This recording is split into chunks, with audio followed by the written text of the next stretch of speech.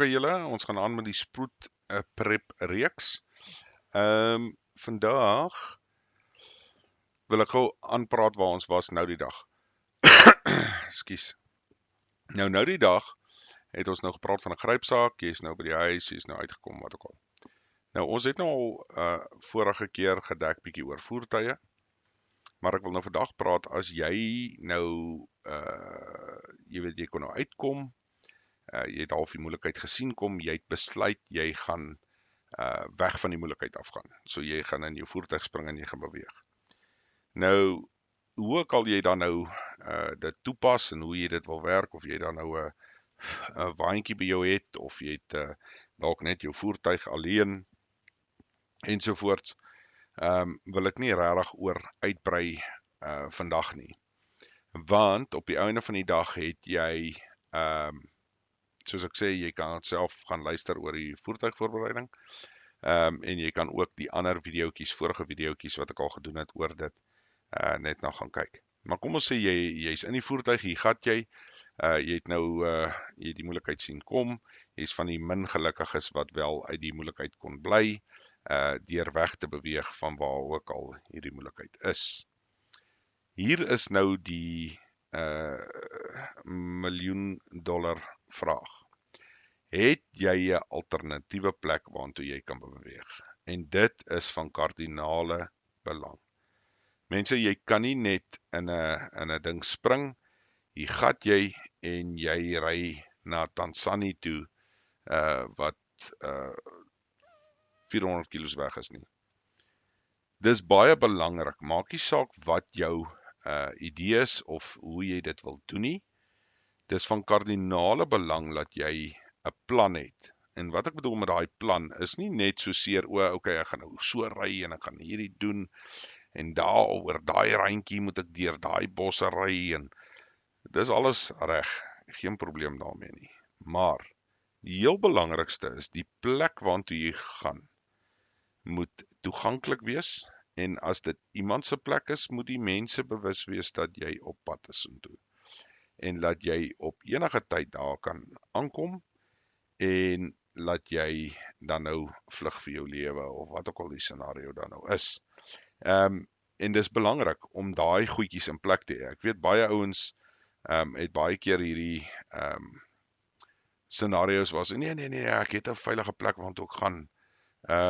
Maar as jy dan nou bietjie gaan probeer uitvis, dan kom jy agter hierdie ou het een of ander plek daar wat hy geïdentifiseer het, wat of in die middel van nêrens is nie. Wat beteken hierdie ou se plan dat hy nie mooi deurdink nie, want wat gebeur as die water klaar raak? Wat gebeur as die kos klaar raak? Of dis 'n plek waartoe hy gaan en iemand is daar, maar die persoon wat hy na toe gaan weet hy nie eers, of daai persoon weet nie, is nie eens bewus dat hierdie mense na hom toe kom of hierdie persoon na hom toe kom nie. En dit is nogal 'n groot bekommernis. Jy weet, as jy hierdie goedjies so beplan en jy doen nie daai eenvoudige, ek wil sê die grondwerk, jy weet, dan is dit amper puntloos, want dan kan jy net sowel in jou voertuig ry of bly en in hom ry tot die petrol klaar raak. Want op die einde van die dag is daar nie 'n ander manier, as jy weet, mense is snaakse goed, as daar 'n moeilikheid gebeur, of goede gebeur in die wêreld, dan slaan mense baie keer toe en hulle onttrek hulle self. En wat ek daarmee bedoel is, so as jy nie vooraf reëlings gemaak het met die plek waartoe jy sal gaan nie, byvoorbeeld, is nie te sê hulle gaan jou toelaat nie. En dan 'n ander baie eenvoudige stoepe ding, wat baie min mense aan dink, is maar kommunikasie. En dit is seker maar die heel belangrikste ding. Want nou het jy 'n plek waartoe jy gaan, maar jy weet nie of is die plek nog daar nie.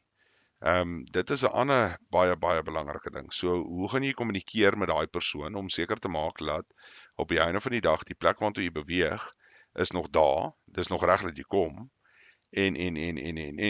en selfs dalk hoe lyk die roete op pad soontoe.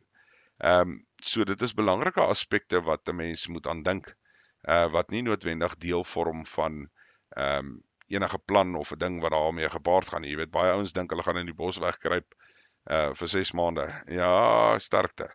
Jy weet, veral as jy op jou eie is. As jy nog in 'n groep is, het jy dalk nog 'n kans om dit te doen. Maar as jy op jou eie is, ek weet nie hoe gaan jy dit noodwendig doen nie.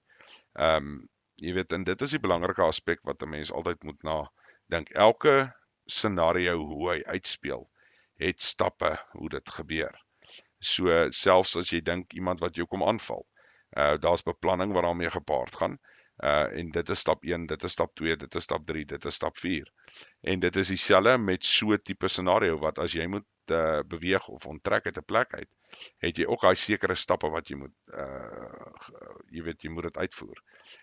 Ja, en hoe die stappe uitgevoer word en sekere aspekte wat daarmee gepaard gaan. Yes, dit kan 'n mens altyd oor redeneer noodwendig en dit uitklaar. Maar ek kan nou maar vir jou sê, kommunikasie is baie belangrik. Dis seker die belangrikste ding in terme van as jy nie weet waartoe jy gaan nie en jy weet nie of die plek veilig is nie en al daai goeters nie, jy moet kommunikasie in plek hê. Wat se kommunikasie? Ja, ons kan dit dalk in 'n volgende enetjie bespreek. Maar ek wil net seker maak dat julle wel daai grondwerk gedoen het sodat die mense weet julle kom, eerstens, en tweedens dat jy weet julle wel 'n veilige plek het. En sorg maar dat daar kos en water is. Jy weet dit help nie, jy gaan na 'n plek toe wat jy self nie vir jou kan onderhou of self nie na jou kan kyk nie.